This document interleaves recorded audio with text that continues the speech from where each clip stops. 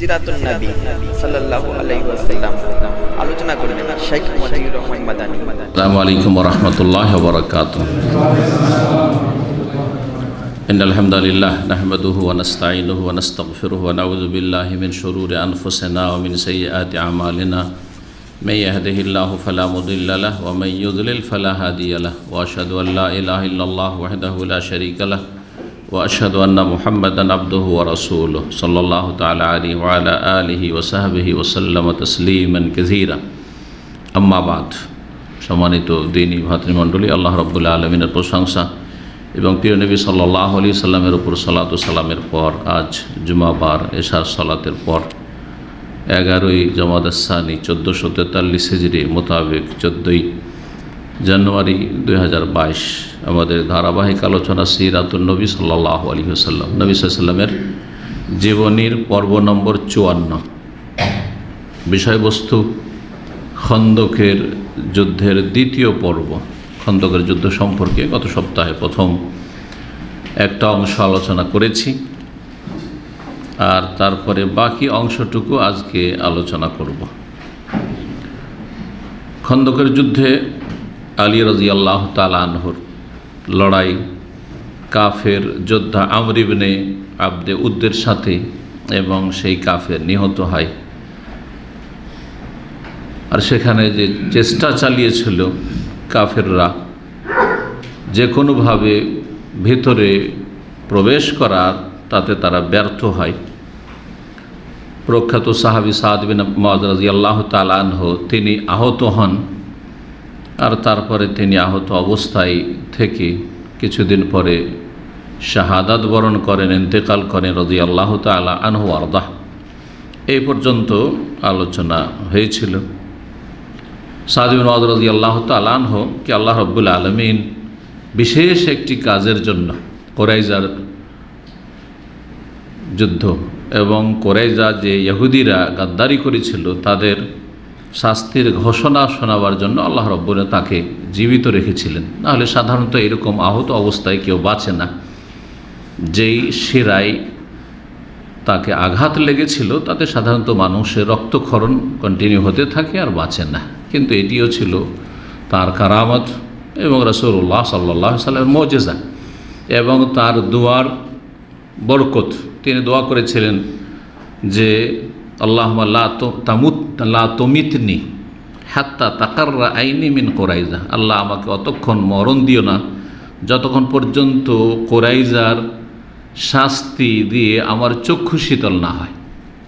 কুরাইজা যে গাদ্দারি করেছে মুসলিমদের সাথে এবং ইহুদিদের সাথে চুক্তি রয়েছে সাহাবায়ে কেরামদের রাসূলুল্লাহ সাল্লাল্লাহু আলাইহি ওয়াসাল্লাম, তারপরে চুক্তি ভঙ্গ করে কাফেরদের সাথে মিলে গেছে, কাফেরদের সহযোগিতা করেছে এবং প্রকাশ্যে তারা চুক্তি ভঙ্গ করে ঘোষণা করেছে যে আর কোনো চুক্তি নাই আমাদের।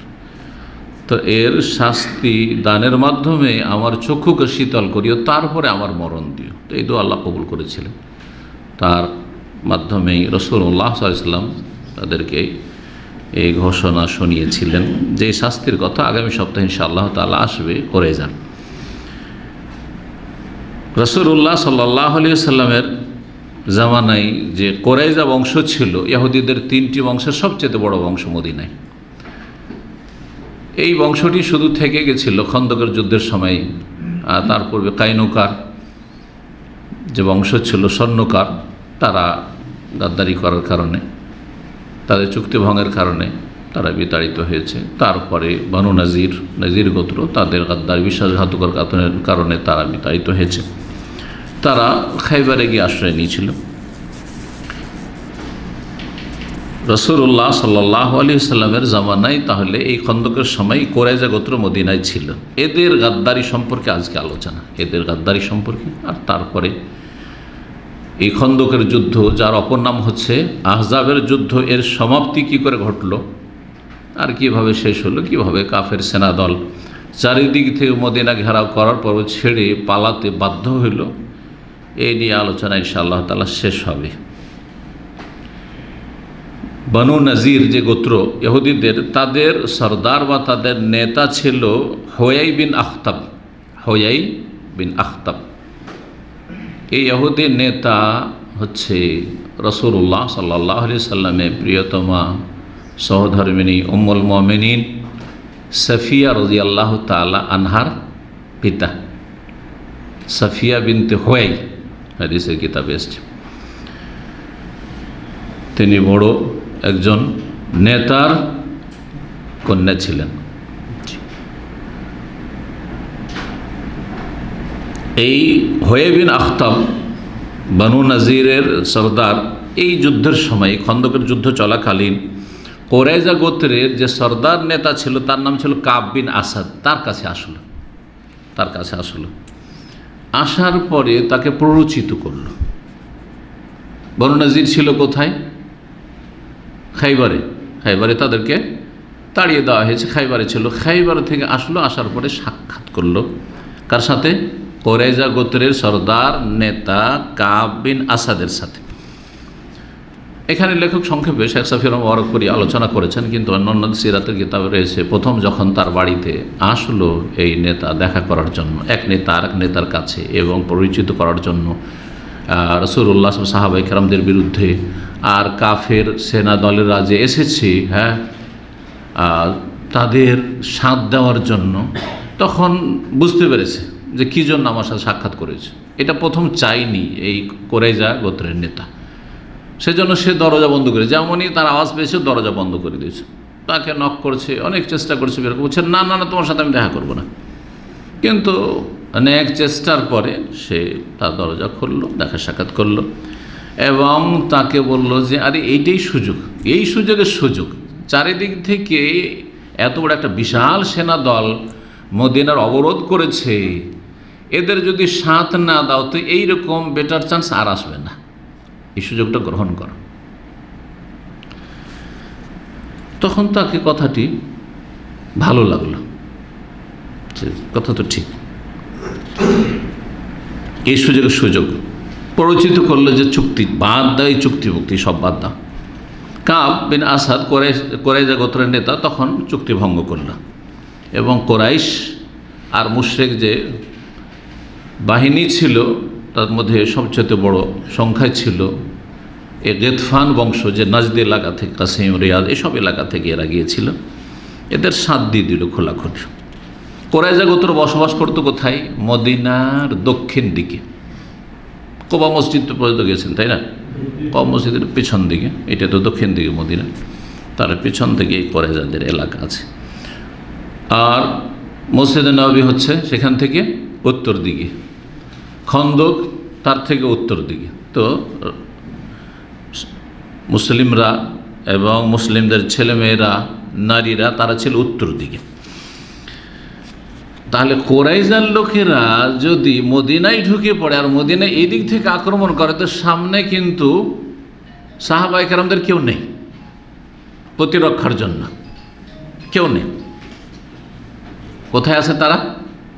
উত্তর দিকে কাফেরদের সেনা দলের সামনে, ওই খন্দকে যেখানে পরীক্ষাক্ষণ করে সেখানে তারা পাহারা দিচ্ছে, সেখানে তারা প্রস্তুত হয়ে রয়েছে যে কোনো অবস্থায় লড়াই এর জন্য বা এগিয়ে আসলে প্রতিহত করতে হবে এই জন্য।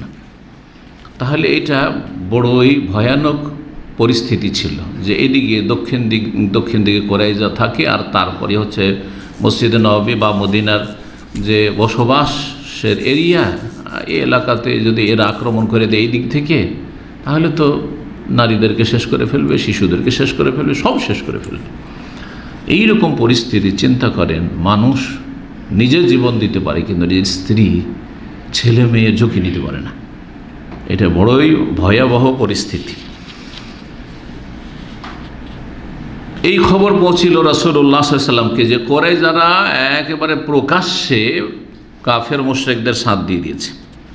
রাসূলুল্লাহ সাল্লাল্লাহু আলাইহি ওয়াসাল্লাম মাসলামা বিন আসলামকে 200 মুজাহিদিন নিয়ে প্রেরণ করলেন, এবং যায়েদ বিন হারেসার সাথে 300 মুজাহিদিনকে পাঠালেন, 500 লোক, যে তোমরা তাড়াতাড়ি যাও, এখানে কাফেরদের সামনে খন্দকে এখানে অবস্থান করলে হবে না, আমাদেরকে নিজের পরিবার, নারীদের, শিশুদের বাঁচাইতে হবে, যাও মদিনার গিয়ে পাহারা দাও। সাদ বিন মুআয রাদিয়াল্লাহু তাআলা এবং সাদ বিন উবাদা, এরা আওস এবং খাজরাজের বড় নেতা খাজরাজ বংশের আনসার, তাদেরকে বেশ কয়েকজন আনসারি সাহাবাই কেরামদেরকে নিয়ে পাঠালেন যে তোমাদের সাথে তো খাতির আছে কুরাইজা গোত্রের নেতাদের সাথে, যাও একটু খবরটা জেনে আসো যে খবরটা সত্যতা কতটুকু, যে আসলে কি তারা গাদ্দারি করেছে আর কাফেরদের সাথে মিশে গেছে। তারা সেখানে গেল, তাদের সাথে কথা বললো, তো দেখলো যে যা শুনেছি তার চাইতে মারাত্মক অবস্থা, তার চাইতে মারাত্মক অবস্থা। প্রকাশ্যে তারা কি করলো, গালাগালি শুরু করলো, শত্রুতা পোষণ করলো এবং রাসূলুল্লাহ সাল্লাল্লাহু আলাইহি ওয়াসাল্লামকে গালমন্দ করা শুরু করলো এই কুরাইজার ইহুদিরা। এবং তারা বলল যে মান রাসূলুল্লাহ, রাসূলুল্লাহ আবার কি, চিনি না তাকে, জানি না তাকে, তার সাথে কোনো চুক্তি হয়নি। লা আহাদা বাইনানা ওয়া বাইনা মুহাম্মদ ওয়াল আকদা, আমাদের মাঝে মুহাম্মাদের মাঝে সাল্লাল্লাহু আলাইহি ওয়াসাল্লাম কোনো রকমের চুক্তিও নেই, কোনো রকমের এই রকমের কোনো কন্ডিশনও নেই, কিছু নেই, এরকম কিছু হয়নি, সন্ধি হয়নি। ফিরে আসলেন এই আনসার কয়েকজন যে গিয়েছিলেন তারা প্রতিনিধি, এসে রাসূলুল্লাহ সাল্লাল্লাহু আলাইহি ওয়াসাল্লাম বললেন যে ইয়া রাসূলুল্লাহ, অবস্থা খুব খারাপ, এদের অবস্থা হচ্ছে আদল এবং কারার মতো, আদল এবং কারা এদের কাহিনী। এরা যে গাদ্দারি করেছিল রাসূলুল্লাহ সাল্লাল্লাহু আলাইহি ওয়াসাল্লামের কয়েকজন সাহাবাই কেরামের সাথে, তাদেরকে ডেকে নিয়ে গিয়ে যে এরা কোরআনের শিক্ষা দিতে যাবে, তো এই ঘটনার সাথে জড়িত ছিল। রাজির ঘটনা, দুটো ঘটনা, মর্মান্তিক ঘটনা বর্ণনা করেছিলাম কয়েক সপ্তাহ আগে। একটা হচ্ছে রাবেগ এলাকার 10 জন সাহাবাই কেরামকে তাদেরকে ডেকে নিয়ে গিয়েছিল যে পাঠান, তারা কোরআনও শিখাবে আর ইসলামের দাওয়াত দেবে, এটা হচ্ছে রাজির ঘটনা। এই এলাকায় আদল কারা এই বংশগুলি বসবাস করত। আর একটা গাদ্দারের ঘটনা ঘটেছিল যেখানে 70 জন সাহাবাই কেরামকে রাসূলুল্লাহ সাল্লাল্লাহু পাঠিয়েছিলেন আর তাদের সবকে হত্যা করে দিয়েছিল, শহীদ হয়েছিলেন, তার একজন শুধু বেঁচে ফিরেছিলেন। এটা ছিল আপনার এই নাজদ এলাকার দিকে, নাজদ এলাকার দিকে, রিয়াজ থেকে কাসিম এই এলাকার দিকে, এসব এলাকাকে নাজদ বলা। তো সাহাবীরা এসে বললেন ওই আনসারি সাদ বিন মুআয, সাদ বিন উবাদা, ইয়া রাসূলুল্লাহ, এদের অবস্থা, গাদ্দারির অবস্থা হচ্ছে আদল কারার মতো অবস্থা, যেমন তারা ডেকে নিয়ে গাদ্দারি করেছে ওইরকম এরাও গাদ্দারি করেছে। লোকজন টের পেয়ে গেলেন, সাহাবাই কেরামগণ সবাই টের পেয়ে গেলেন যে ব্যাপার স্যাপার খারাপ, করে যা গাদ্দারি করেছে, আর করে যত আমাদের ছেলে মেয়ে আর পরিবার তাদের পাশে আছে, ওই দিক থেকে আক্রমণ করে দিতে পারে, আমাদের ঘর বাড়িতে আক্রমণ করতে পারে, সবকে হত্যা করে দিতে পারে, আমরা খবর পাবো না, এখানে আমরা পাহারায় থেকে যাব। প্রচণ্ড ভয়ে ভীত হলে স্বাভাবিক প্রাকৃতিক বিষয়টা, সবাই ভয়ে ভীত হবে যত ঈমান মজবুত হোক না কেন। এই চিত্রটিকে আল্লাহ রাব্বুল আলামিন সূরা আহজাবের একটি আয়াতে তুলে ধরেছেন। আমি গত সপ্তাহে বলেছিলাম যে সূরা আহজাবে 27টির মতো আয়াত রয়েছে যাতে এই খন্দকের যুদ্ধের বিভিন্ন চিত্রগুলি, দৃশ্যগুলি তুলে ধরা হয়েছে।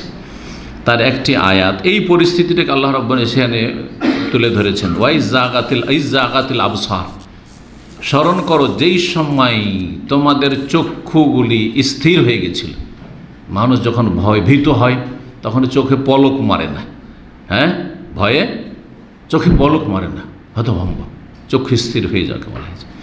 অবালাগাতিল কলুবুল হানাজের, আর তোমাদের হৃদয় কণ্ঠনালী পর্যন্ত পৌঁছে গিয়েছিল, মরমর অবস্থা, হার্টফেল করবে মানুষ, আর বাঁচতে পারবে না, দুশ্চিন্তায়, মানুষের দুশ্চিন্তায় এরকমটা হয়। ওয়াতাযুন্নুনা বিল্লাহি যুনুন, এবং তোমরা আল্লাহ সম্পর্কে বিভিন্ন রকমের চিন্তা শুরু করে দিয়েছিলে, ধারণা শুরু করে দিয়েছিলে যে আল্লাহ কী হইল, কী যে হবে, কি জানি কি যে হয়। মানে শয়তান এই সুযোগগুলি কিন্তু গ্রহণ করে, যখন মানুষ এরকম ভীত সন্ত্রস্ত হয় তখন বিভিন্ন ধারণা, আর মনে হয় বাঁচতে পারবো না, আর মনে হয় রক্ষা পাবো না, আর ছেলে মেয়েকে বাঁচাতে পারবো না, আর মান ইজ্জত বাঁচবে না, ইত্যাদি জান আর বাঁচবে না, এরকম। ওয়াতাযুন, আল্লাহ রাব্বুল এই অবস্থাটিকে তুলে ধরছেন, ওয়াতাযুন্নুনা বিল্লাহি যুনুন। নানা লোক নানা রকমের, সবাই এক রকমের ছিল না, কিছু ছিল মুনাফিক, কিছু ছিল দুর্বল ইমানের, এখন সদ্য ইসলাম গ্রহণ করেছে, ওদেরকে এখনও পরিচিত করতে আছে মুনাফিকরা, হ্যাঁ, বিভ্রান্ত করতে আছে। আর বাকি অনেকে আছেন যারা পাক্কা ইমানের পরোয়া করছেন না, তারপরও প্রাকৃতিক একটা ভয় আছে ছেলে মেয়েদেরকে নিয়ে, পরিবার নিয়ে। তাজুন্নুনা বিল্লাহি জুনুনা, আল্লাহ সম্পর্কে তোমরা বিভিন্ন রকমের ধারণা করা শুরু করেছিলে। হুনালিকা ইবতুলিয়াল মুমিনুন, আল্লাহ বলছেন সেই সময় মুমিনদের পরীক্ষা করা হয়েছে। বালা মুসিবতের মাধ্যমে পরীক্ষা হয়, বালা মুসিবতের মাধ্যমে পরীক্ষা হয়। এবং আসাদুন নাসে বালান আল আম্বিয়া সুম্মা আল আমসাল ফাল আমসাল, সেই বুখারী হাদিস রয়েছে। সবচেয়ে কঠিন বালা মুসিবত দিয়ে আল্লাহ পরীক্ষা করেছেন কাদেরকে? নবী রসুলগণকে, আম্বিয়াদেরকে। সুম্মা আল আমসাল ফাল আমসাল, তারপরে যে যত ভালো তার তত বেশি পরীক্ষা, যে যত ভালো তার তত বেশি পরীক্ষা। আর যে যত দুর্বল মানে তার পরীক্ষা তত কম। আমার দুর্বল মানে সেই জন্য পরীক্ষা কম, বুঝছেন না? আল্লাহ না করে এরকম পরীক্ষা পড়ে, না হলে মুশকিল হয়ে যাবে। মুখ বন্ধ করে দিবে, কথা বলা শেষ করে দিবে, লেখা শেষ করে দিবে, দিনের কাজ করা শেষ করে দিবে, না আর এইসব করতে পারবো না, অত কষ্ট বরদাস্ত করতে পারবো না, ঠিক না? রাসূলুল্লাহ সাল্লাল্লাহু আলাইহি সাল্লামের সাথে যেসব ঘটেছে, সাহাবায়ে কেরামদের সাথে যেগুলো ঘটেছে, আপনাদের আমাদের সাথে ঘটলে কি অবস্থা হইতে পারে? হ্যাঁ, দিশেহারা হয়ে যাবে, চুপ করে বসে যাবেন, কথা আত্মগোপন করবেন। হুনালিকা ইবতুলিয়াল মুমিনুন, সেই সময় মুমিনদের পরীক্ষা করা হয়েছিল বিপদ আপদের মাধ্যমে, বালার মাধ্যমে। জুলজিলু জিলজানান শাদীদা, এবং তাদেরকে ভয়ঙ্করভাবে প্রকম্পিত করা হয়েছিল। জালজালা মানে হচ্ছে প্রকম্পিত করা, জমি কেঁপে উঠে, এজন্য ভূমিকম্পকে কি বলা হয়? জিলজাল বা জালজালা বলা হয়। ইজা জুলজিলাতিল আরদু জিলজালাহা ওয়া জুলজিলু জিলজানান শাদীদা। সেই সময় কারা খাঁটি মুমিন আর কারা মুনাফিক সেটা সুস্পষ্ট ওঠে। এই পরিস্থিতি দুর্দিনে বোঝা যায় যে কে খাঁটি মুসলিম আর কে দুনিয়ার স্বার্থে মুসলিম। জি হ্যাঁ, দুঃখের সময় কষ্টের সময় যেমন বন্ধু চেনা যায়, ঠিক তেমনি দুঃখের সময় কষ্টের সময় খাঁটি মুসলিম চেনা যায়, আর দুর্বল ইমানের মুসলিমদেরকে চেনা যায়। মুনাফিক কপটগুলি কি চেনা যায়? মুনাফিক ছাঁটাই হয়ে যাবে, মুনাফিক ছাঁটাই হয়ে যাবে। লিয়ামিজাল্লাহুল খাবিসা মিনাত তাইয়্যিব, আল্লাহ কোরআনে অন্য জায়গায় বলেছেন। আল্লাহ রাব্বুল এই রকমের ভয়াবহ পরিস্থিতির মাধ্যমে খাবিস থেকে তৈয়বকে, কে পাক পবিত্র, কে ইমানদার, আর কে নোংরা, আর কার মধ্যে নোংরামি ভরা আছে, কার মধ্যে মুনাফিক কপটতা ভরা আছে, আল্লাহ কি করতে তামিজ করতে চান, আল্লাহ পৃথক করে দিতে চান, জি ছাঁটাই করে দিতে চান।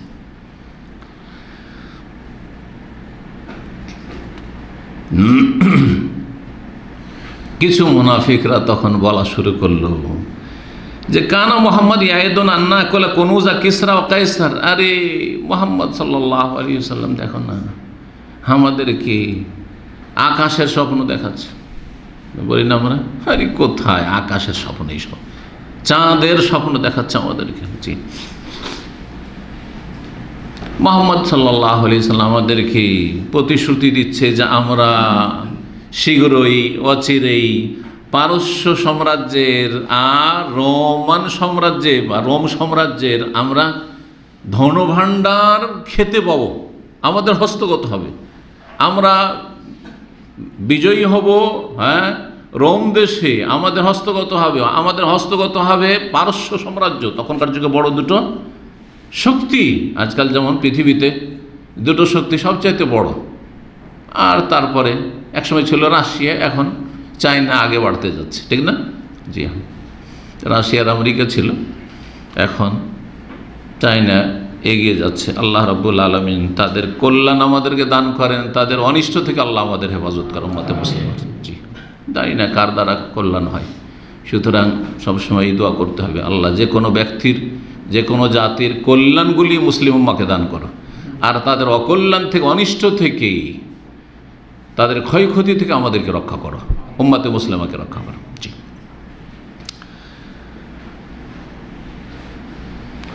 অথচ নবী সাল্লাল্লাহু আলাইহি ওয়াসাল্লাম কি স্বপ্ন দেখাচ্ছেন যে তোমরা খুব তাড়াতাড়ি রোম দেশ জয় করবে, তাদের ধনভাণ্ডার খেতে পাবে, তোমরা পারস্য দেশ জয় করবে, তাদের ধনভাণ্ডার তোমাদের কাছে আসবে, সাদা হলুদ তোমাদের হাতে আসবে। অন্য এতে রয়েছে, হাদিস রয়েছে যে তোমাদের কাছে স্বর্ণ আসবে, হ্যাঁ, রোম দেশের, আর তোমাদের কাছে চাঁদি রূপা আসবে পারস্য দেশের।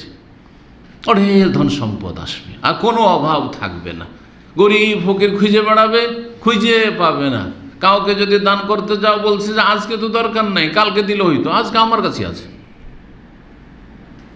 এইরকম পরিস্থিতি তৈরি হবে। এসব কথা নবী করিম সাল্লাল্লাহু আলাইহি সাল্লাম সান্ত্বনা দেওয়ার জন্য মানুষকে বলতেন যে দেখো দেখো এই সব কথা বলে, অথচ ও আহাদুনা লা ইয়ামানু আলা নাফসি আন ইয়াযবাল গায়ত, অথচ আমরা বাথরুমে যেতে পারছি না, পেশাব পায়খানা যেতে ভয় লাগছে যে কি জানি গেলাম মেরে দিবে, বাসা থেকে বেরোতে পারছি না, বাড়ি থেকে বেরোতে পারছি না, নিজের জায়গা থেকে খেমা থেকে তাঁবু থেকে বেরোতে পারছি না, আর আমাদেরকে এইসব আকাশ ছোঁয়া স্বপ্ন দেখাচ্ছে।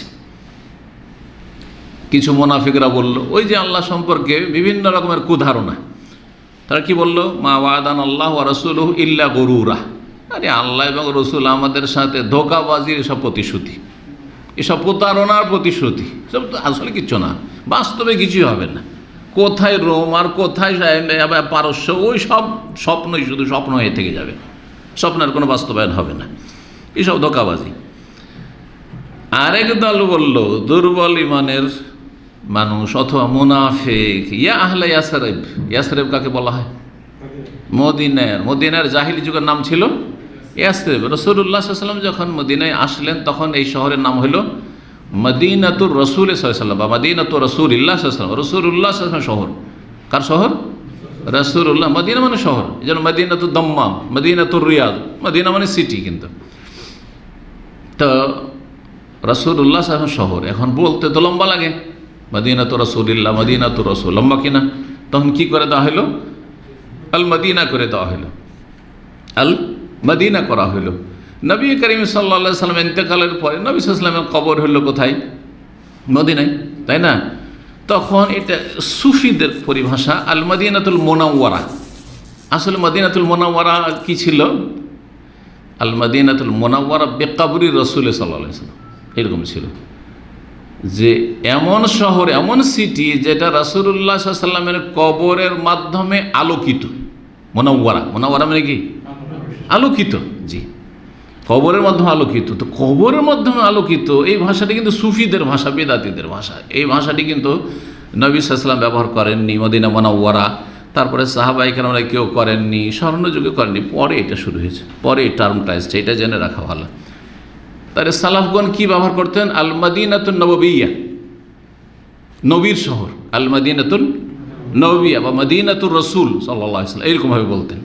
জি, তো এই জন্য আরবরা অনেকে যারা আকীদার পাক্কা, তারা মদিনা মুনাওয়ারা বললে একটু মাইন্ড করে যে এর মধ্যেই তো আবার সুফিবাদ তো নেই, মদিনা মুনাওয়ারা কেন বলছে।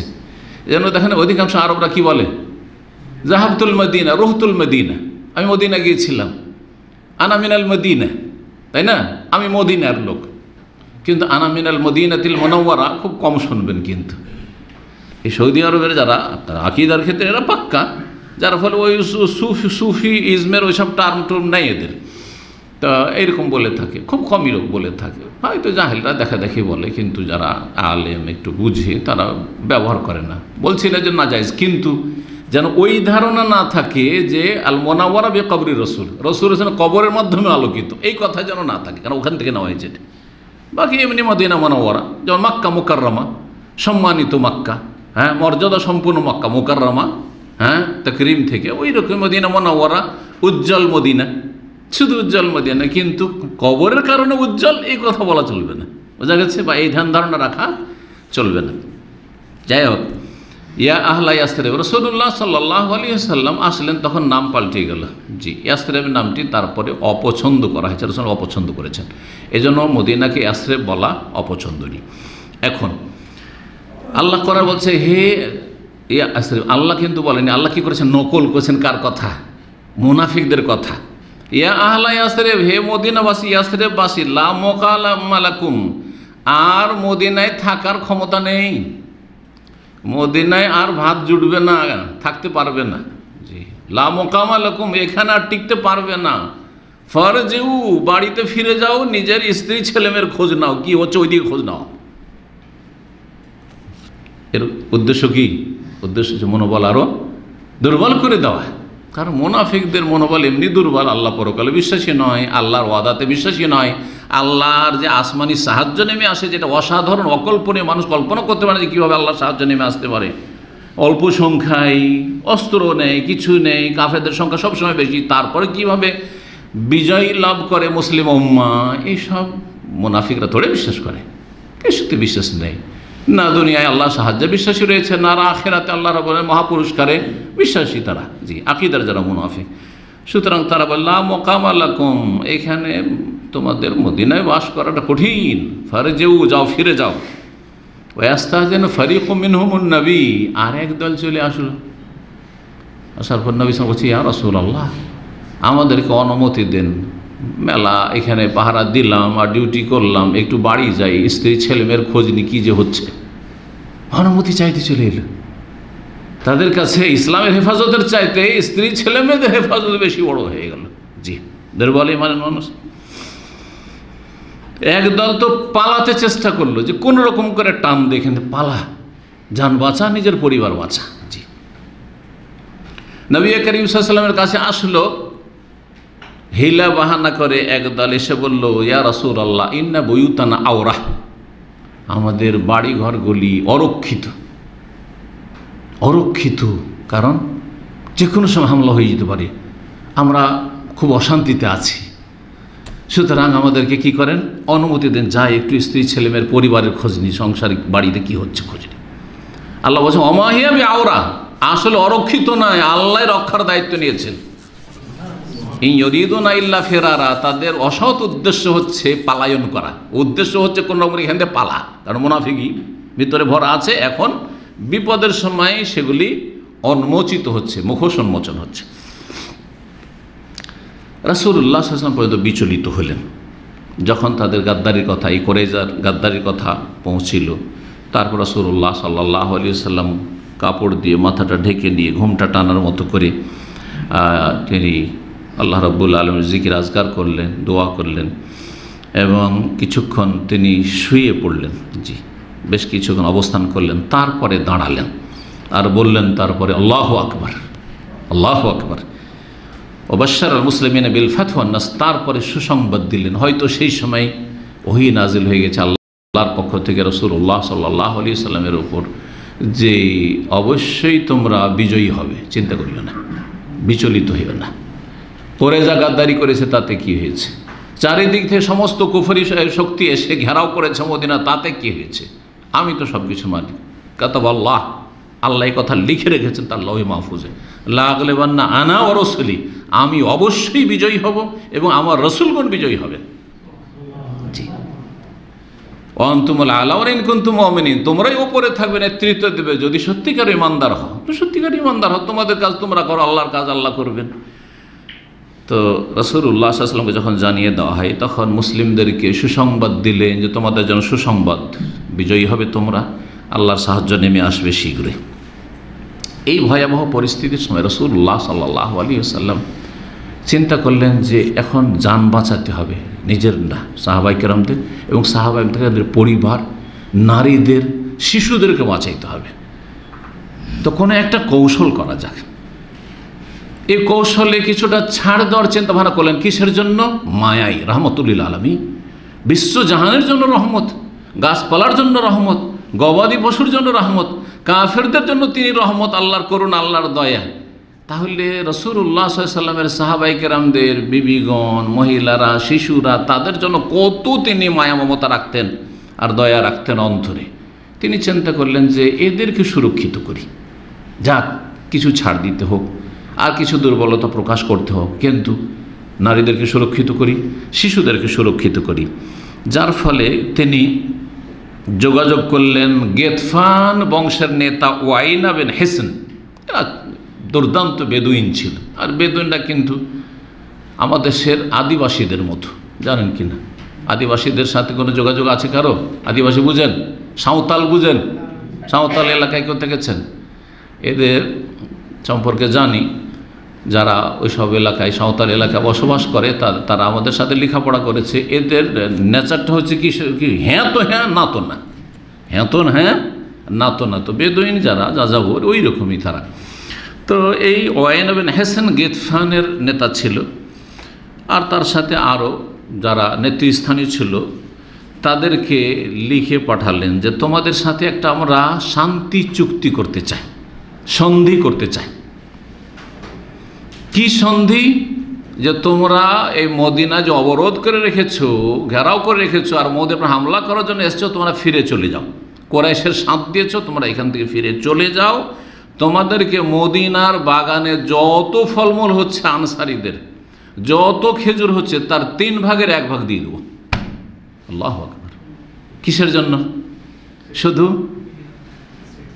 মুসলিমদের, নারী শিশুদের জান মালের এবং ইজ্জত আবরুর হেফাজতের জন্য এই চুক্তির প্রস্তাব পাঠালেন। প্রাথমিক একটা খসড়াও তৈরি হয়ে গেল, লেখা হয়ে গেল, কিন্তু শুধু 2 পক্ষ থেকে স্বাক্ষর হয়নি, স্বাক্ষর হতে বাকি। কি শর্তের ওপর? যে গিতফান বংশকে নিয়ে তোমরা এখান থেকে কি করবে? সরে পড়বে, চলে যাবে তোমরা, জি, আর অবরোধ করে রাখবে না। আনসারদের নেতা সর্দার ছিলেন সাদ বিন মুআয আর সাদ বিন ওবাদা। একটু আগে তাদের কথা বললাম, জি, তাদের বড় ভূমিকা ছিল এই ক্ষেত্রে।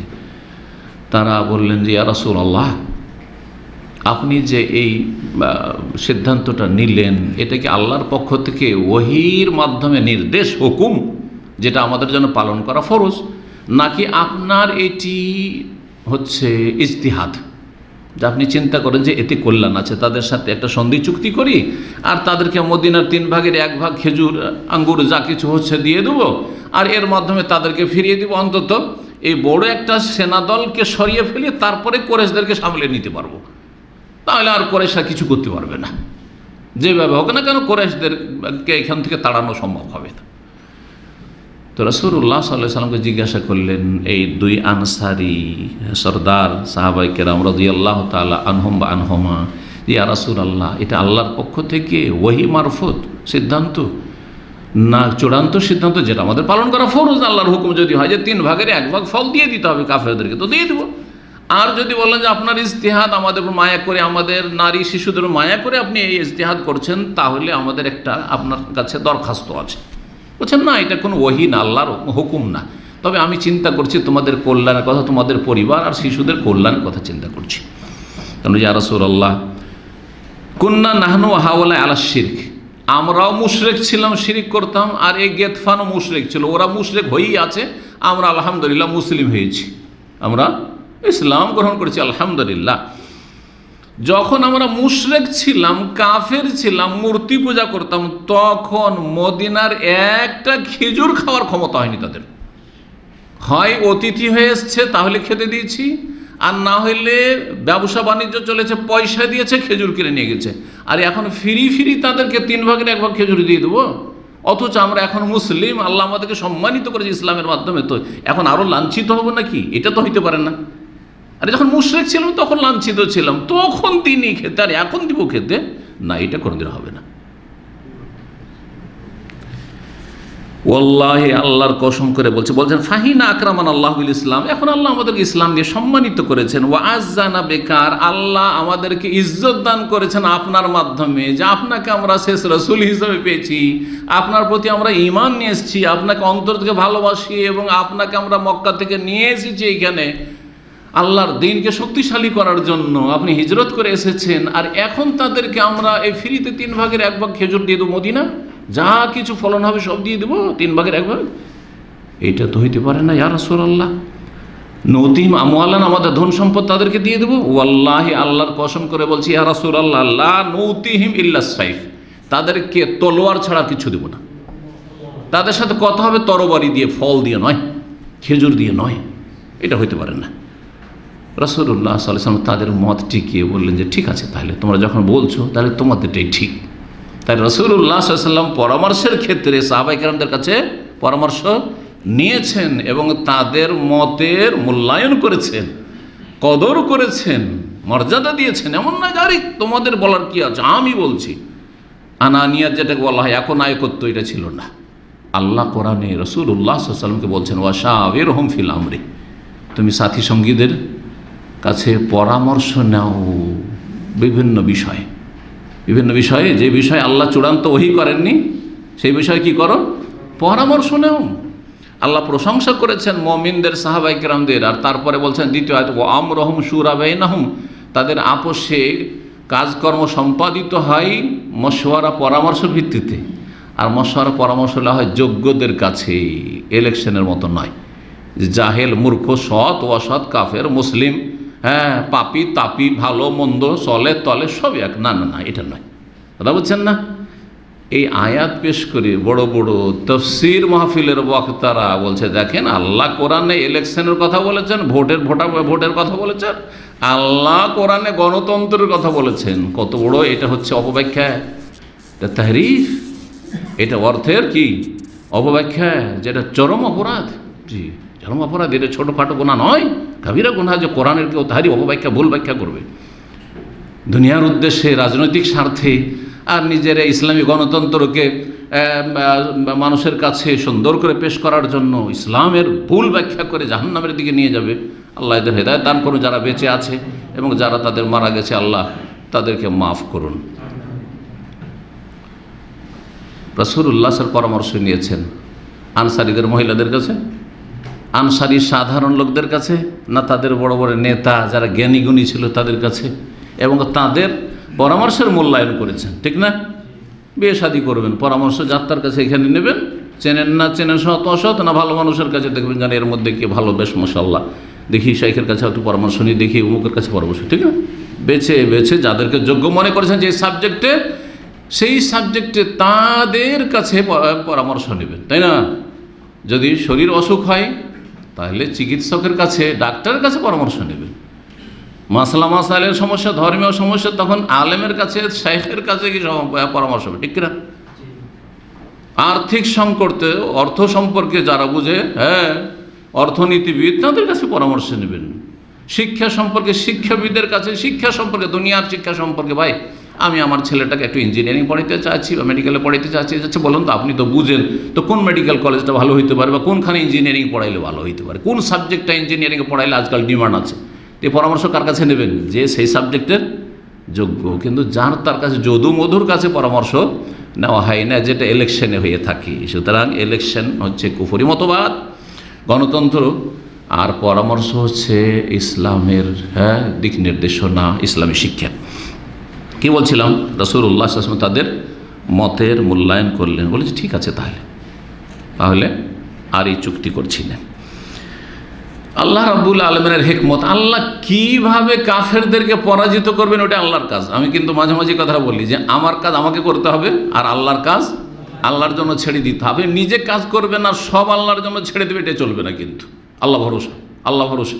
হ্যাঁ, নামাজ পড়ছেন, হুজুর দোয়া করিয়েন, এটা তো হয়। আরে নামাজ পড়াটা তোমার কাজ, 5 ওয়াক্ত সালাত পড়া তোমার কাজ, তোমার কাজ তুমি করো। তারপরে তুমি পেরেশানিতে আছো, কিসে আছো, পেরেশানি দূর করো, আল্লাহর কাজ, ওইটা আল্লাহ করবেন। জি, তো এখন শোনাবো যে কিভাবে এত বড় একটা শক্তি কাফেরদের চারিদিক থেকে এসে মদিনার ঘেরাও করলো, কিন্তু পালাতে তারা বাধ্য হলো, লাঞ্ছিত হয়ে, অসহায় হয়ে। জি, আল্লাহ রাব্বুল আলামিনের প্রতিটি যে কাজ প্রতিদিন রয়েছে তাতে বড় হিকমত আর রহস্য রয়েছে। এই রকমের ভয়াবহ পরিস্থিতি ছিল সেই সময়। একজন বিখ্যাত কাফের অমুসলিম ব্যক্তি নুআইম বিন মাসউদ আল আশজাই, জি, এ গেতফান যে বিশাল বংশ, সেই বংশেরই একটা গোত্রের লোক। কিন্তু এই ব্যক্তি এই কাফের দুর্দান্ত বংশের লোক হইলেও রাসূলুল্লাহ সাল্লাল্লাহু আলাইহি ওয়াসাল্লাম আর মুসলিমদের হিতাকাঙ্ক্ষী ছিল। এমন কিছু লোক যুগে যুগে পাওয়া যাবে যে কাফের হইলেও মুসলিমদের দরদি পাবেন আপনি।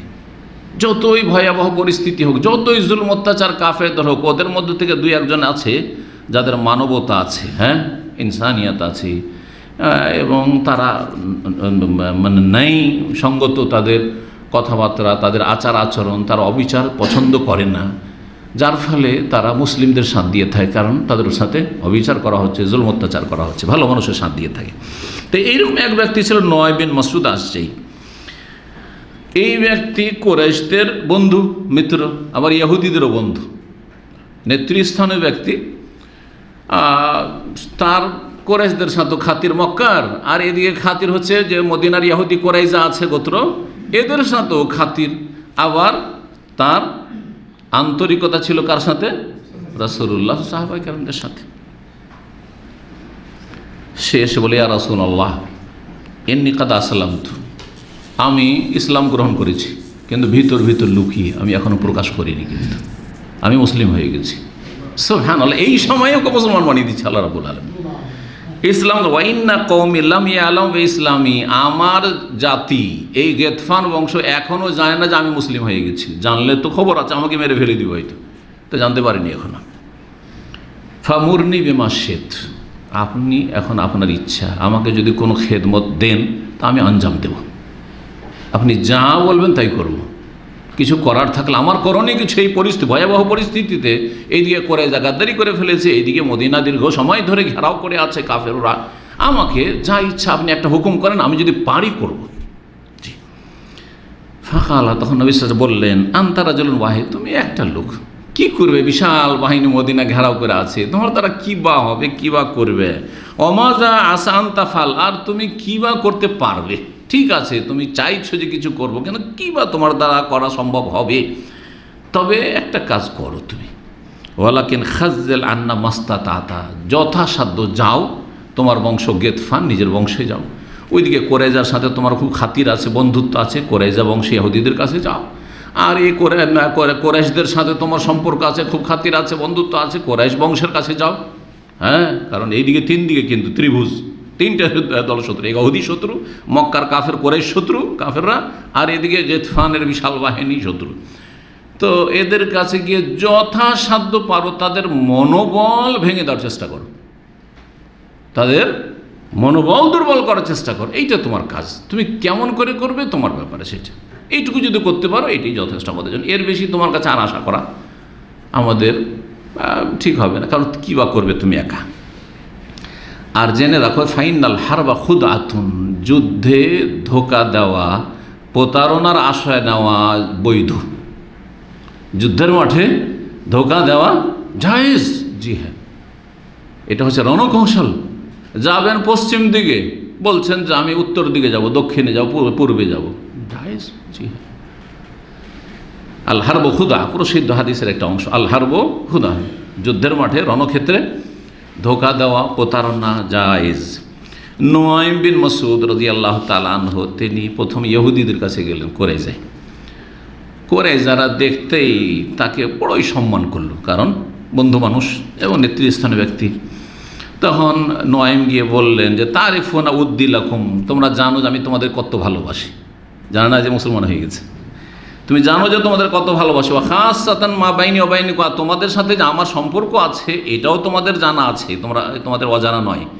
ওয়া ইন্নী মুহাদ্দিসুকুম হাদিসান ফাকতুমুহু আন্নী, তোমাদেরকে একটা কথা বলে যাচ্ছি, গোপনে রাখিও, প্রকাশ করিও না। কালো না, হ্যাঁ বলো, কি বলছো? কালা কাদরা আয়তো মা ওয়াকালে বানি কাইনুকা ওয়ান নাজির, তোমরা জানো, ইতিহাস ভুলোনি, এই কয়েক বছর আগের ইতিহাস মাত্র, যে গাদ্দারি করার কারণে কাইনুকা ইহুদিদের কি দশা হইল, আর গাদ্দারি করার কারণে নাজির গোত্র যে আছে আর একটা ইহুদি গোত্র, তাদের কি দশা হয়েছে, তোমরাও চাইছো যেরকমই তোমাদের দশা হোক নাকি?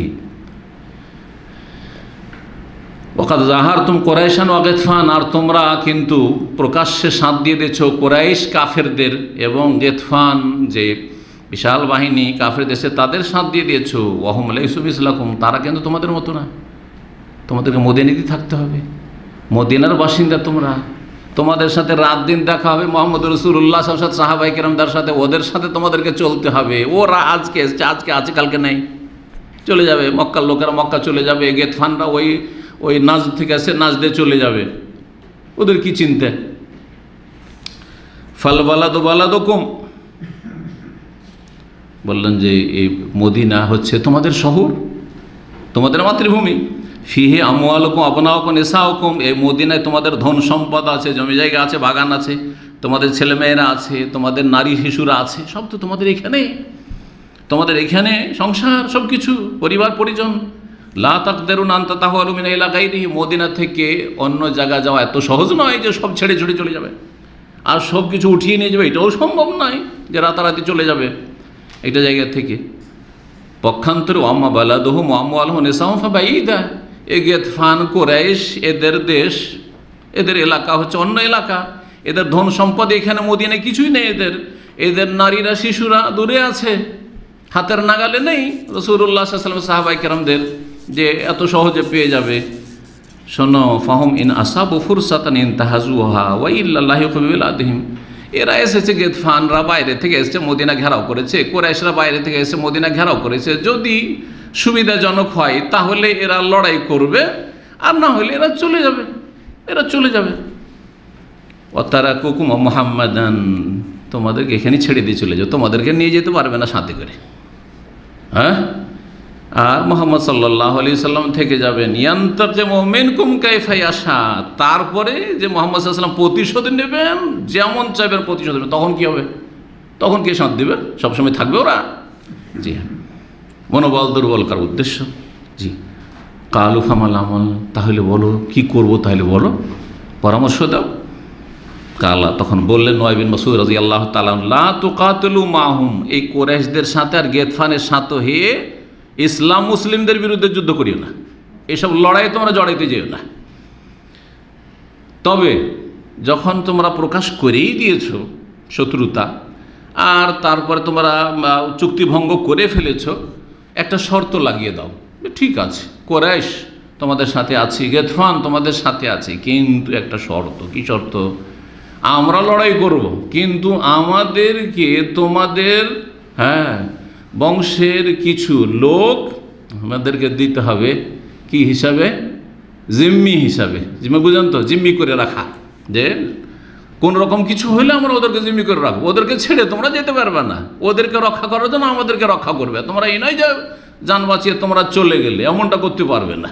আমরা আজকে সাথ দিলাম আর কালকে তোমরা পালিয়ে গেলে, তখন আমরা যে মরবো, তো এইটা চাই না। তোমাদের কিছু লোক আমাদের কাছে জিম্মি হিসাবে দাও, হ্যাঁ, রাহায়েন, যেটাকে বলা হয় রাহায়েন, জিম্মি হিসাবে দাও, তাহলে ঠিক আছে। কাকে বলতে বললো? কোরাইজাকে বললো যে গিতফানকে আর কোরাইশকে বলো যে তোমাদের কিছু লোক যোদ্ধা আমাদের সাথে থাক, আমাদের সাথে থাকবে, ওরা যাবে না, সবসময় এখানে থাকবে, আর কোনো রকম হইলে ওরা সুখে দুঃখে আমাদের সাথ দেবে, এরকম।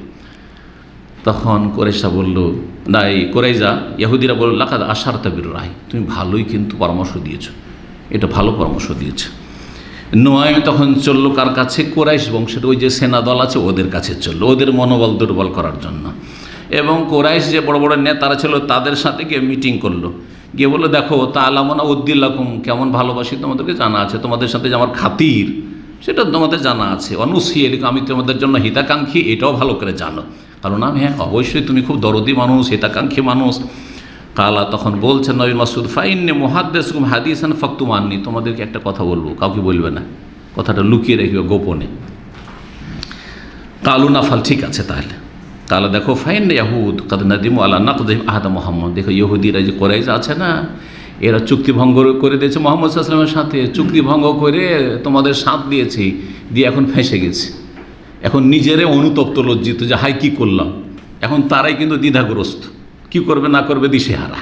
জি হ্যাঁ, ওয়াখাফু আনতার যে ওয়াতাতরুকুহুম মাহু, আর তাদের এখন আশঙ্কা হচ্ছে যে তোমরা তো চলে যাবে আর তাদেরকে ছেড়ে দিয়ে চলে যাবে অসহায়, তো তারা কি করবে এই নিয়ে চিন্তায় তারা পড়ে গেছে। তো তোমরা তো এখানকার লোক না, বলছেন যে তাদের আশঙ্কা হচ্ছে যে তোমরা কি করবে, চলে যাবে। কাকে বলছেন? নয় বিন মাসউদ কোরাইশদেরকে বলছেন যে তোমরা ছেড়ে দিয়ে চলে যাবে আর তারা অসহায় এখানে থেকে যাবে। সুতরাং তারা ভিতর ভিতর কি করেছে, মুহাম্মদ সাল্লাল্লাহু আলাইহি ওয়াসাল্লামের সাথে গাদ্দারি করার পরে আবার তার সাথে যোগাযোগ করেছে, চিঠিপত্রের মাধ্যমে যোগাযোগ করেছে। কি যোগাযোগ করেছে? যে কোরাইশদের কাছ থেকে কিছু লোককে জিম্মি হিসাবে রাখবো, আর জিম্মি হিসাবে রাখার পরে মুহাম্মদ সাল্লাল্লাহু আলাইহি ওয়াসাল্লামের হাতে তুলে দিব ওদেরকে। এবার বুঝতে পেরেছেন বিষয়টা? এখন তো বড় ভয়ের বিষয় রে, গিয়ে কী করলো রে, যে কোরাইশা আমাদের সাথ দিল ইহুদিরা, আর ইহুদিরা আবার আমাদের সাথে গাদ্দারি করছে, হ্যাঁ আমাদের সাথে সাথ দিয়েছে, আর দেওয়ার পরে এদিকে ভিতর ভিতর মুহাম্মদ সাল্লাল্লাহু আলাইহি ওয়াসাল্লামের সাথে যোগাযোগ করে নিয়েছে যে আমাদের কাছ থেকে কিছু লোকে জিম্মি হিসাবে নেবে, আর নেওয়ার পরে হস্তান্তর করবে কার? রাসূলুল্লাহ সাল্লাল্লাহু আলাইহি ওয়াসাল্লামের। সুম্মা ইউআলুনাহু আলাইকুম, তারপরে রাসূলুল্লাহ সাল্লাল্লাহু আলাইহি ওয়াসাল্লামের সাথে তারা খাতির জমিয়ে নেবে, মিত্রতার সম্পর্ক স্থাপন করবে। তো এই যোগাযোগ করেছে, চিঠিপত্রের মাধ্যমে যোগাযোগ যখন করেছে, তো ফারাজিয়া বেজালিকা রাসূলুল্লাহ এর ওপর সম্মতি প্রকাশ করেছে। তাহলে ঠিক আছে, মানে তোমাদের লোকগুলিকে নিয়ে কার হাতে তুলে দেবেন? নবী সাল্লাল্লাহু আলাইহি ওয়াসাল্লামের হাতে তুলে দেবেন। আর এই কথাতে নবী সাল্লাল্লাহু আলাইহি ওয়াসাল্লাম এগ্রি হয়েছে যে ঠিক আছে, তাহলে ধরে দাও, কুরাইশের কিছু লোক এইভাবে আমাদেরকে দাও, আমাদের হাতে থাকবে। সুতরাং তোমরা ফাহজারহুম, সাবধান সাবধান, ফাহজারহুম, সুতরাং সাবধান। কার থেকে সাবধান? কুরাইশকে কাকে বলছে? যে এই কুরাইশা যে ইহুদিদের থেকে সাবধান। ভিতর ভিতর কিন্তু তোমাদের লোক নিবে, লোক নেওয়ার পরে রাসূলুল্লাহ সাল্লাল্লাহু আলাইহি ওয়াসাল্লামের হাতে তুলে দিবে। আর একটা কথা শুনে রাখো, তোমাদের সাথে যোগাযোগ করবে কিন্তু, আর তোমাদের কাছে কিছু লোক জিম্মি হিসাবে চাইবে। যদি চাই তো দিও না, কারণ দিলেই কিন্তু হস্তান্তর করে দেবে মুহাম্মদ সাল্লাল্লাহু আলাইহি ওয়াসাল্লামের হাতে। তারপরে একই কাজ করার জন্য আবার গেতফান বংশের কাছে গেল, যার পরে একেবারে সেম কথা, তোমাদেরকে ভালোবাসি, তোমাদের বংশের লোক আমি, তোমরা জানো, আর তোমাদের কত হিতাকাঙ্ক্ষী দরদি এটাও জানো, বলছে সব জানি, তো তোমাদেরকে একটি কথা বলবো, লুকিয়ে রাখো, কাউকে বলিও না, প্রকাশ করিও না। বিষয়টা হচ্ছে এইরকম, যে কুরাইশরা কী করেছিল? তোমাদের সাথ দিয়েছিল, আর তারপরে বেশ অনুতপ্ত হয়েছে, পরে চিন্তা করেছে আমাদেরকে তো এখানে থাকতে হবে, আর মুহাম্মদ সাল্লাল্লাহু আলাইহি ওয়াসাল্লামের সাথে এইরকম খারাপ আচরণ করাটা আমাদের ঠিক হবে না। তখন কি করেছে? ভিতর ভিতর যোগাযোগ করে নিয়েছে রাসূলুল্লাহ সাল্লাল্লাহু আলাইহি ওয়াসাল্লামের সাথে, আর তারা খুব অনুতপ্ত, লজ্জিত। আর তারপরে তোমাদের কাছ থেকে কিছু লোকে জিম্মি হিসাবে রেখে মুহাম্মদের হাতে তুলে দেবে, এই রকম তারা করার পরিকল্পনা নিয়েছে। এই রকম পরিকল্পনার কথা বলে একে অপরের সম্পর্কে কি করে দিল? হ্যাঁ, যেন একটা মানে সন্দিহান হয়ে পড়ে, যারে কি হচ্ছে, কি করছে আমার সাথে বা আমাদের সাথে। এর মাধ্যমে মনে সংশয় জেগে উঠল, আর ফাটল ধরল। এই তিনটি দলে, ইহুদি আর কুরাইশ মক্কার কুফার আর গেতফান কাফিররা, এদের মাঝে ফাটল ধরে গেল।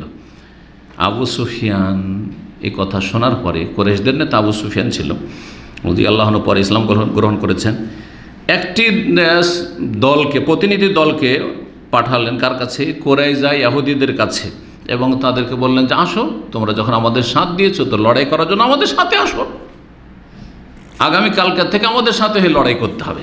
এখন পরীক্ষা কি জানি, দেখি আমাদেরকে আসলে বলেছে না ভিতর ভিতর ওইদিকে মুহাম্মদের সাথে যোগাযোগ আছে সাল্লাল্লাহু আলাইহি ওয়াসাল্লাম। কালু, তখন ইহুদিরা বলল যে ইন্নাল ইয়াউমা ইয়াউমুস সাবত, আজকে শনিবার, আর শনিবারে আমরা লড়াই টড়াই করবো না, এটা আমাদের বড় দিন, সাপ্তাহিক দিন। ওয়ালাম ইউসিবনা মা আসাবানা ইল্লা মিনাত তাআতিফি, আর শনিবারের দিনে আমাদের সীমা লঙ্ঘন পাপের কারণেই তো আমাদের পূর্বপুরুষদের উপর বালা মুসিবত এসেছে, আযাব এসেছে। আল্লাহ কি করেছিলেন? কোরআনে কারীমে সূরা আরাফে কিন্তু আছে, এই ঘটনা বর্ণনা করেছেন। হ্যাঁ, ইয ইয়াদুনা ফিস সাবতি, তারা শনিবারের দিনে কি করেছে? সীমা লঙ্ঘন করেছিল। এই তাতিম হিতানুহুম ইয়াউমা সাবতিহিম শুররান ওয়া ইয়াউমা লা ইয়াসবিতুনা লা তাত, শনিবারের দিন একবারে ঝাঁকে ঝাঁকে মাছ আসতো, ঝাঁকে ঝাঁকে মাছ আসতো। ওয়া ইয়াউমা লা ইয়াসবিতুনা, আর যে বাকি 6 দিন আর মাছই পাই না। আর শনিবারের দিনে আল্লাহ পরীক্ষা করে যে কী করেছেন? মাছ ধরা নিষেধ করেন, হারাম, শনিবার মাছ ধরা হারাম। তো কী করবো তাহলে? মাছও তো অন্য দিন হয় না, শনিবারই শুধু মাছ, লোভ সামলানো যায় না। বোঝা যাচ্ছে যে বাঙালিদের মতো মাছ খাওয়াই লোক ছিল না। আর যারা নদী নালার পাশে বাস করে তারা মাছ খাওয়াই অভ্যস্ত। তখন তারা কি করেছিল? হিল্লা করেছিল। হিল্লা বুঝেন তো? হিলা, ওইটাকে বাঙালিরা এখন হিল্লা করে দিয়েছে। ওই যে হিল্লার বিয়ে, হালাল হবি না তুই, তো একজনকে দিয়ে দেবো, 1-2 রাতের জন্য দিয়ে হালাল করবো। হ্যাঁ, 3 তালাক দেওয়ার পরে এই হারাম হিল্লা করা। ঠিক ওই রকম এই ইহুদিদের চরিত্র, এই হিল্লা করাটা হচ্ছে ইহুদিদের চরিত্র। জি, এই জন্য এর উপরে লানত রয়েছে যে 3 তালাক দেওয়ার পরে বিবিকে ঠিকায় 1-2 রাতের জন্য বিয়ে দিল, আর তারপরে হালাল করতে চাইলো, তাদের মধ্যে ইহুদিদের চরিত্র রয়েছে। এবং এর উপরে লানত রয়েছে, লান আল্লাহুল মুহাল্লিল ওয়াল মুহাল্লাল, হালালাকারী এবং যার জন্য হালালা করা হবে, উভয়ের উপর আল্লাহর লানত রয়েছে। জি, অভিশাপ রয়েছে। কি বলছিলাম? যে আল্লাহ কোরআনে এখানে বর্ণনা করেছেন যে অন্য দিন আর মাছ টাছ আসে না, তখন তারা কি করেছিল? যে শনিবারে মাছ আটকে রেখে দিয়ে আর রবিবারের দিন ধরে নেব। জি, এই যে হিলে।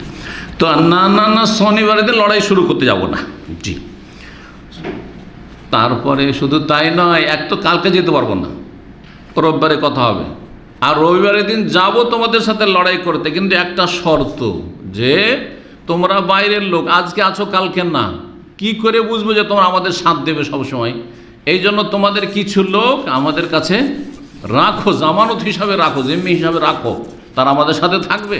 জি, এই কথা বলাতেই তো তাদের পালপিটেশন শুরু হয়ে যাবে, কারণ আগে থেকে তো ওদের জানা আছে যে এরকম তোমাদের কাছে কিন্তু চাইবে, আর চাওয়ার পরে তোমাদের কাছ থেকে নেবে, ওই লোকগুলোকে জামানত হিসাবে নিয়ে হস্তান্তর করে দেবে কার হাতে? মুহাম্মদ সাল্লাল্লাহু আলাইহি ওয়াসাল্লামের হাতে। তো আগে থেকে তো জানা আছে এইসব কথা। তো এই ইহুদিরা বললো, সুম্মা ইন্না লা নুকাতিলু মাকুম হাত্তা তুতুনা রাহায়ানা মিনকুম, তোমাদের সাথে লড়াই অতক্ষণ করব না যতক্ষণ পর্যন্ত আমাদেরকে কিছু লোক না দিবে জামানত হিসাবে, যারা আমাদের কাছে থাকবে, লেকাই লা তাতরুকুনা, যাতে আমাদের ছেড়ে না পালাইতে পারো তোমরা। হ্যাঁ, ও তাযহাবু ইলা বিলাদিকুম, তোমরা আপনার দেশে চলে গেলে আর আমরা মরলাম, এমনটা যেন না হয়।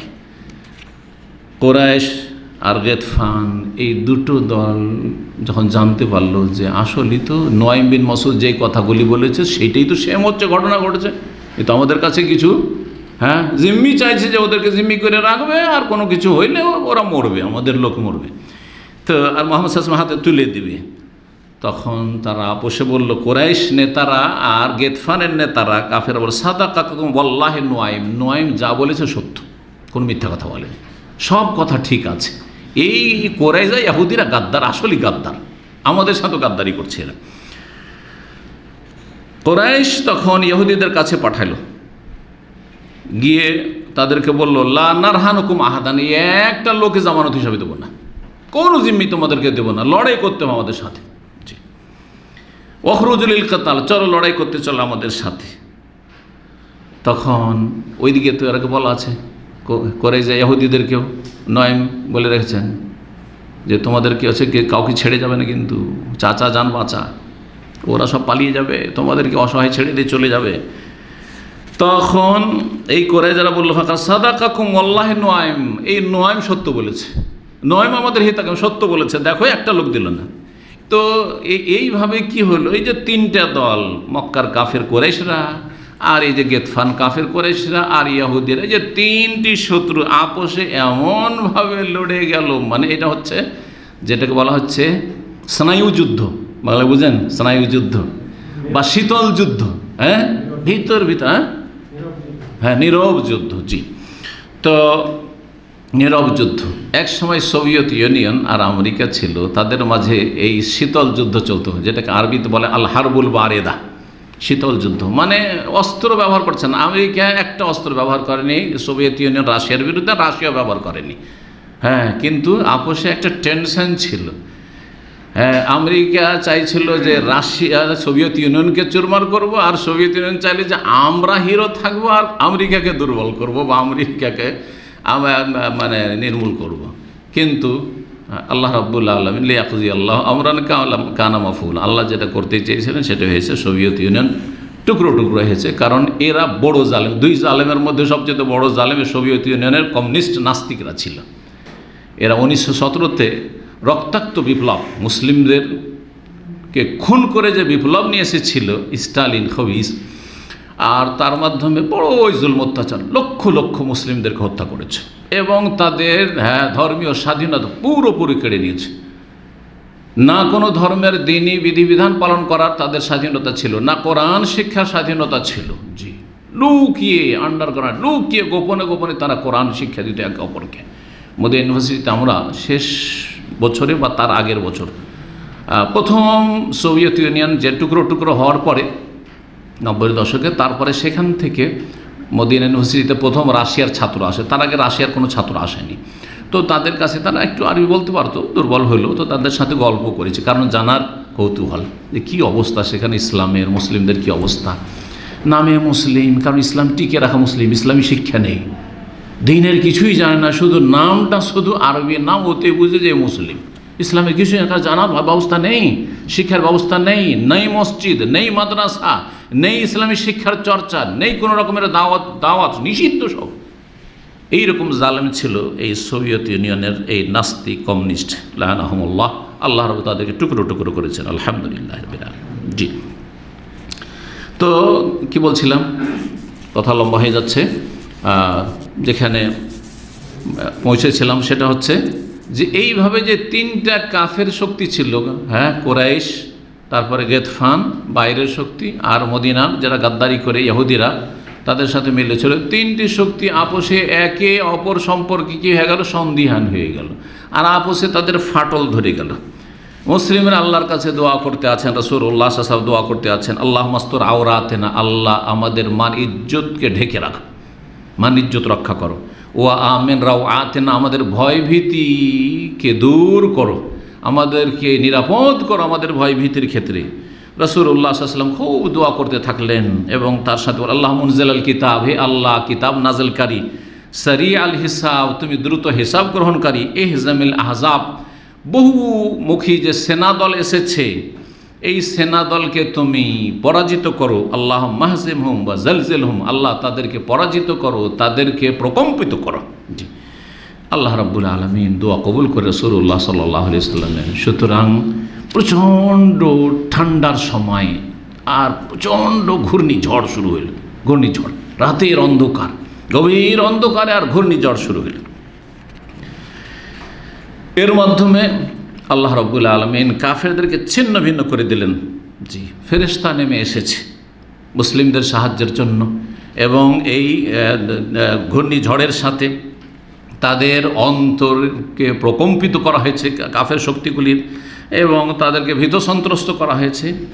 এতে হইল কি, এমন ঝড় হলো, এমন ঝড় যে তাদের যে হাঁড়ি বাসন পাত্র ছিল সব উল্টে পাল্টে বিক্ষিপ্ত হয়ে কোথায় উড়ে চলে গেল। তাদের যে সব খেমাগুলি ছিল, তাঁবু লাগিয়েছিল, সব উড়ে কোথায় নিশ্চিহ্ন হয়ে চলে গেল। আর এত প্রচণ্ড ঠান্ডা যে আর থাকতেই পারছে না, 1 মিনিট বরদাস্ত হচ্ছে না। এমনি মদিনার ঠান্ডা প্রচণ্ড ঠান্ডা, শীতকালে যারা মদিনাতে থেকেছেন জানেন। আর তারপরে তার সাথে যদি ঘূর্ণিঝড় আর প্রচণ্ড বেগে বাতাস বহে, তাহলে কি অবস্থা হইতে পারে, আর থাকতে পারছে না। তখন আর উপায় নেই, পালা, থাকা যাবে না, সব পালাতে শুরু করলো, প্রস্তুতি নিল যে পালা, তাড়াতাড়ি পালা, এই রাতেই পালাইতে হবে। এই সময় রাসূলুল্লাহ সাল্লাল্লাহু আলাইহি ওয়াসাল্লাম, কেন খন্দক পরীক্ষা যে গর্ত খনন করা আছে তার ওপাশে ওরা আছে, অন্ধকারে কিছু দেখা যাচ্ছে না, রাতের অন্ধকার, কি অবস্থায় আছে, কে খবর নিয়ে এসে দেবে। সহিহ মুসলিমে এই হাদিসটি এসেছে, এই সিরাত সম্পর্কে এই হাদিসটি। রাসূলুল্লাহ সাল্লাল্লাহু আলাইহি ওয়াসাল্লাম বললেন যে তোমাদের মধ্যে কে আছে যে আতিনি বেখাবারিল কওম, এই কাফের সেনা দলের সংবাদটা আমার কাছে এনে দিতে পারবে। জি, গুপ্তচর হিসাবে যাবে, আর যাওয়ার পরে তাদের অবস্থা দেখবে, তাদের মন মানসিকতা দেখবে, তারা কি করছে, তারা পালাচ্ছে না এখনও আছে, আর আছে তো তাদের মানে তাদের মনের অবস্থা কীরকম, তারা কি টিকে থাকবে না তাদের অবস্থা মনোবল দুর্বল হয়ে পড়েছে, এই খবরগুলি কে এনে দেবে রাতের অন্ধকারে, কি পরিস্থিতি একটু খবর এনে দেবে। কেউ কথা বলছেন না, কে আছে কেউ বলছে না, কেউ সাহস করছে। এত প্রচণ্ড ঝড়, ঘূর্ণিঝড়, তার সাথে প্রচণ্ড ঠান্ডা, কে সাহস করে? সুবহানাল্লাহ, সবাই চুপ আছেন যে আর কাউরি দ্বারা এটা হয়ে যায়। কারণ নবী সাল্লাল্লাহু আলাইহি ওয়াসাল্লাম তো নাম ধরে বলেননি, কেউ একজন গেলি হয়, কেউ একজন গেলি হয়, কেউ যেতে চাইছে না, চুপচাপ আছে সবাই। 3 বার বলেছেন, তারপরে কেউ বলছে না। তখন রাসূলুল্লাহ বলছেন যে হুযায়ফা, বলছে হে ইয়া রাসূলুল্লাহ আমি আছি। হুযায়ফা তুমি যাও, ইযহাব, হ্যাঁ, আর তারপরে ওয়াতি বেখাবারিল কওম, যাও এই কাফেরদের কি খবর, খবরটা নিয়ে আসো এখন গিয়ে। হুযায়ফা বলছেন যে আর তো কোনো উপায় নেই, কারণ আমার নাম ধরিয়ে দিয়েছে রাসূলুল্লাহ সাল্লাল্লাহু আলাইহি ওয়াসাল্লাম। তখন রেডি হইলাম, বলছেন যখন বের হইলাম এই এলাকাতে কোনো ঝড় নেই, নবী সাল্লাল্লাহু আলাইহি ওয়াসাল্লাম সাহাবারা আছেন খেমাতে, কোনো কিছু নেই, কিন্তু জি বের হইলাম, প্রচণ্ড ঠান্ডা অনুভব করছিলাম, খেমাতে ছিলাম। তখন বাইরে যখন বের হইলাম আর ওইদিকে গেলাম, তো বলছে যে যেন আমি গরম পানির গোসলখানায়, হাম্মামকে হাম্মাম কেন বলা, গোসলখানাকে হাম্মাম বলা হয় জানেন কি? আজকাল বাথরুম কি মানে যেখানে পেশাব পায়খানা করছে সেটাকে হাম্মাম বলছেন, কিন্তু আসলে হাম্মাম হচ্ছে গোসলখানা, হাম্মাম হচ্ছে গোসলখানা। তো গোসলখানাকে হাম্মাম কেন বলা হয় জানেন? হা মিম মিম মানে হচ্ছে এই ওয়াসুকু মান হামিমা, উত্তপ্ত পানি, গরম পানিকে হামিম বলা হয়েছে। জাহান্নামীদের পানি হবে মান হামিম, গরম পানি। তো হাম্মামকে হাম্মাম, গোসলখানাকে হাম্মাম এই জন্য বলা হয় যে প্রাচীন যুগে রাস্তার পাশে পাশে বিভিন্ন জায়গায় মুসাফিরদের জন্য কি করা থাকতো, গোসলখানা তৈরি করা থাকতো, আর সেখানে গরম পানির ব্যবস্থা থাকতো। কোথাও ফ্রি মুসাফিরদের জন্য, যেমন অনেক জায়গায় মুসাফিরখানা ফ্রি থাকে অথবা অল্প খরচে, আর কোথাও একটু পয়সা দিয়ে গরম পানিতে গোসল করতে পারবে। মাসকে মাস সফর করেছে, রাস্তায় কোথাও থামলো আর সেখানে গরম পানিতে গোসল করলো, একটু ফ্রেশ হয়ে গেলো, আবার চললো। এই জন্য এই গোসলখানার নাম কি পড়েছে? হাম্মাম। বলছেন রিওয়ায়াতে রয়েছে, বর্ণনায়, যে যখন বের হইলেন আর তারপরে খোঁজ খবর নিয়ে ফিরে আসছেন, বলছি একটু ঠান্ডা লাগেনি, মনে হচ্ছে যে গরম পানিতে গোসল করে ফিরে এসেছেন, গরম পানিতে গোসল করে ফিরে এসেছেন তিনি রাদিয়াল্লাহু তাআলা আনহু, এই হুযায়ফা। অন্য এখানে সংক্ষেপ করে দিয়েছে, অন্য রিওয়ায়াতে রয়েছে উনি প্রথম গেলেন রাতের অন্ধকারে, কেউ তো কাউকে দেখতে পায়নি যে কে আছে না আছে, দেখলে তো চিনে নেবে যে এটা হুযায়ফা, অনেকে চিনে নেবে হয়তো। রাতের অন্ধকারে চুপচাপ গিয়েছে, যাওয়ার পরে সেখানে গিয়ে চুপচাপ বসে আছে, এদিক সেদিক ঘুরছে, খোঁজ খবর নিচ্ছে, একটা লোকের পাশে গিয়ে বসেছে। ওই সময় আবু সুফিয়ান বড়ই চালাক চতুর লোক ছিল, নেতা, এমনিতে নেতা হয় না আর কি, কাফেরদের নেতা হোক আর মুসলিমদের নেতা হোক, নেতারা এমনি চালাক হয়, না হলে বড় নেতা হইতে পারে না। তো আবু সুফিয়ান বলছে যে দেখো, তোমরা প্রত্যেকে পাশের লোকের খোঁজ নাও, প্রত্যেকে পাশের লোকের খোঁজ নাও, কে তোমাদের পাশে আছে।